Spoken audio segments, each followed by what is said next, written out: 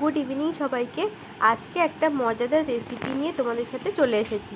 দেখো, আজকে আমি আলু কাবলি বানাচ্ছি। এই দেখো, এখানে ছোলা মটর সেদ্ধ করে নিয়েছি, আলু সেদ্ধ করে নিয়েছি, আর হচ্ছে সাদা লবণ নিয়েছি।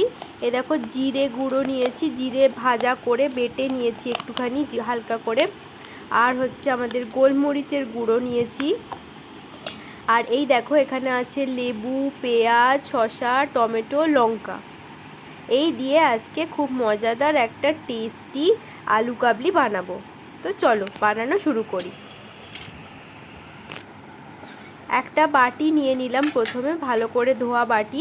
তার মধ্যে আলু দিয়ে দেবো কিছুটা, যতটা পরিমাণ লাগবে ততটাই আলু দিতে হবে।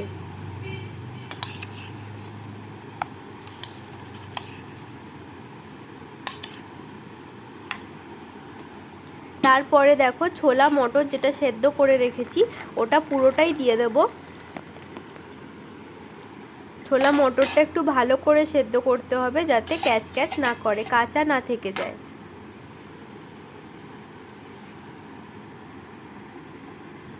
তারপরে এই দেখো, শসা কুচি দিচ্ছি।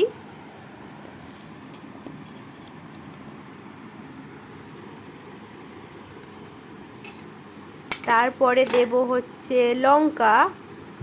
এই দেখো, কাঁচা লঙ্কা কয়েক পিস, ঝাল তোমরা যেরকম খাবে সেই অনুযায়ী দেবে। তারপর টমেটো দেব।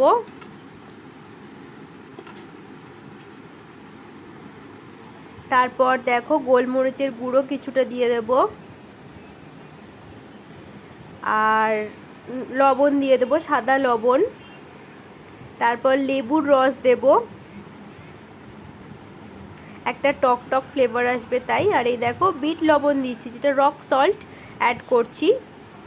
এটা দিলে টেস্টটা খুব ভালো আসে। এই দেখো, এবার জিরে গুঁড়োটা অ্যাড করছি। আর পেঁয়াজটা আমি একটু স্কিপ করেছি, কারণ আমার পেঁয়াজ খেতে একটু প্রবলেম আছে, সেই জন্য আমি তুলে নিয়ে পরে পেঁয়াজটা অ্যাড করে দেবো।